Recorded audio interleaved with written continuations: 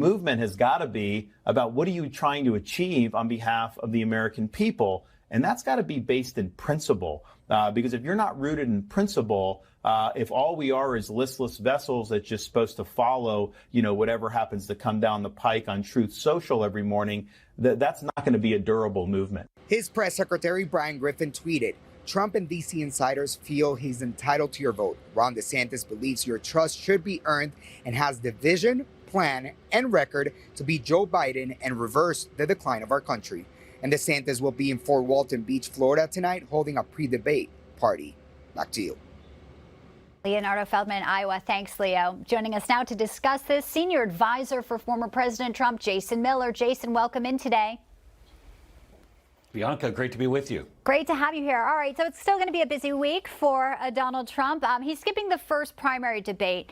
What do you think? Does this mean, Jason, he's going to skip the other debates? Do you think he's made that decision yet? And will it just depend on how big his lead continues apparently to go, according to this latest poll?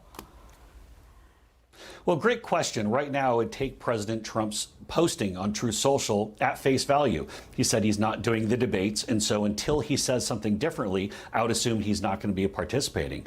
And I think what this is really going to put the spotlight on this week is the fact that this DeSantis reboot 4.0 is not going so well. We see the CBS national numbers with President Trump leading 62-16. The Iowa numbers out this morning have President Trump leading 42-19.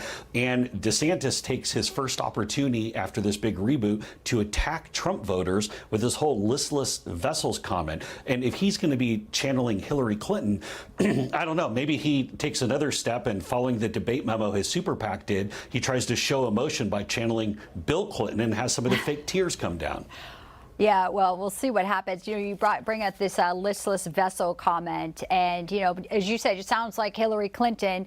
And when it comes down to it, the majority of Americans, are looking at this and they're looking at what's going on in the world with Trump, and they say that basically, you're saying this could be the deplorable moment. Do you think there'll be sort of an attempt to change course? However, once you're on the debate stage, it does seem like none of the candidates going up against Trump want to say anything that could, make it look like they're not supporting him in light of everything happening.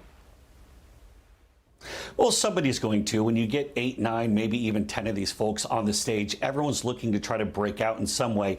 Someone's going to do something crazy. That always happens. And if not, I think the host of this debate will try to force people to do things that become adversarial with President Trump. But, Bianca, I would point out one other thing when we talk about the CBS poll that came out yesterday, the 62-16 one.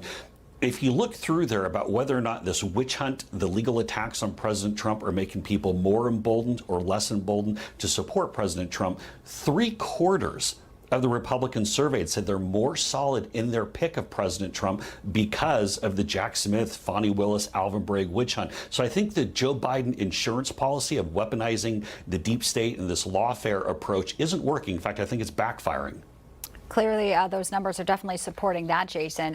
There were some comments also we want to get your reaction to by Vivek Ramaswami. His poll numbers were ticking up a little bit in the past few weeks. He was getting some real positive press, a lot of eyeballs. But then he came out with these comments about Israel. On Friday, he said one thing, and then on Saturday, the Washington Free Beacon reports not only reduce aid was what he said Friday, but on Saturday, he said cut off aid to Israel after 2028. Why do you think he's saying things like that, which clearly some say fly in the face of our closest ally, Israel?